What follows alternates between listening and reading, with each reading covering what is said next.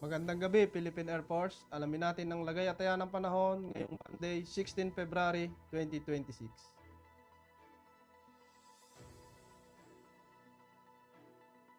Para sa ating synoptic situation, northeast monsoon pa rin ang nakakapekto sa extreme northern Luzon.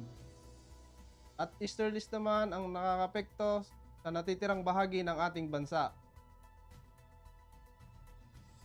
Para sa ating general area forecast, sa Cagayan, Isabela, Aurora at Quezon ay makakaranas ng cloudy skies with scattered rains and thunderstorm. Sa Metro Manila naman at sa natitirang bahagi ng Luzon, Visayas at Mindanao ay makakaranas ng partly cloudy and cloudy skies with isolated rain shower and thunderstorm. Para sa lagay at taya ng panahon sa susunod na 3 araw, sa Metro Manila, Cavite, Lipa City, Angeles, Puerto Princesa, Kalayaan Islands, Mactan, Zamboanga ay makakaranas ng partly cloudy and cloudy skies with isolated rain shower and thunderstorm.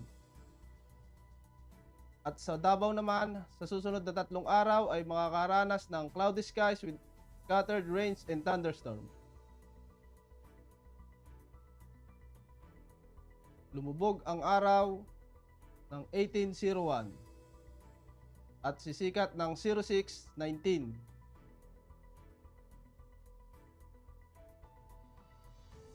Para sa ating moon illumination, 1% decreasing.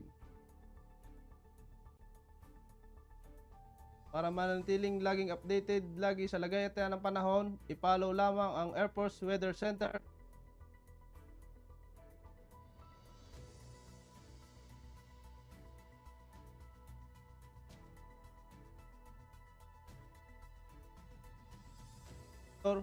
PAP GSC.